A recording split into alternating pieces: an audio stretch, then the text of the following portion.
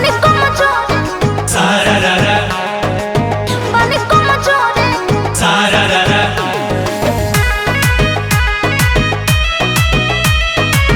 बने कमजोर कोमरिया से मिक्स बाय विनोद सिंह।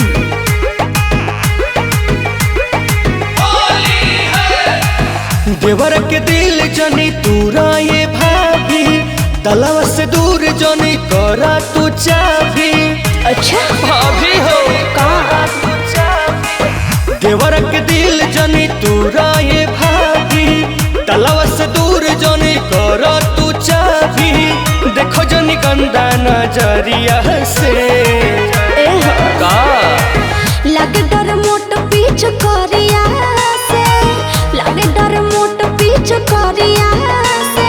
अच्छा बने कमजोर कोमरिया से, रंग तो शरीरिया यो बिरिया से।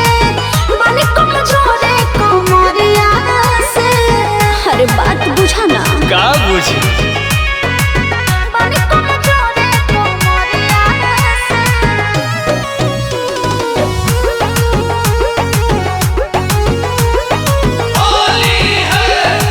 लहे लहे डालब ना तनिको बुझाई, का?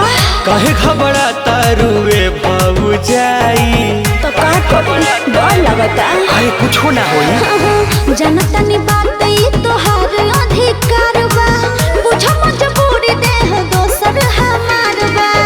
हर जन करी हर रंग और पानी, एकरा से जादे करब न छेड़खानी। रंगवा गिरा देव गगरिया से ना हो लगे डर मोट पीछ करिया से, लगे डर मोट पीछ करिया से।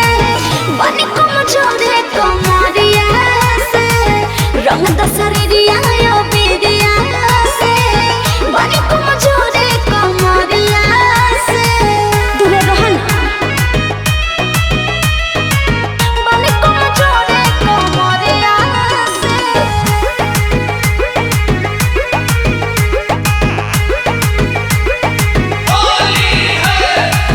देवरा तुहारे हई साफ बहिरादा, तोहरा में होक बाटे आधा से ज्यादा। तोहरा में ठीक बा। होक बाटे अरे तो डाले दो देवरू हो बात जोनी कोरा तो गिर के, आवतनी घरवा से दोसर पहिर के। सूरज सोनालिका गोलू समारट के, हक बतोहार बोलो मीठ चाहे डांट के।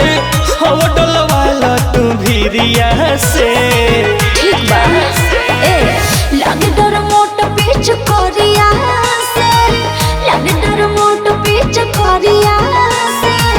बने कमजोर कोमरिया से, रंग द शरीरिया यो बिरिया से। बने कमजोर कोमरिया से। ठीक बा नाम मन बतो तनी से लगा लो।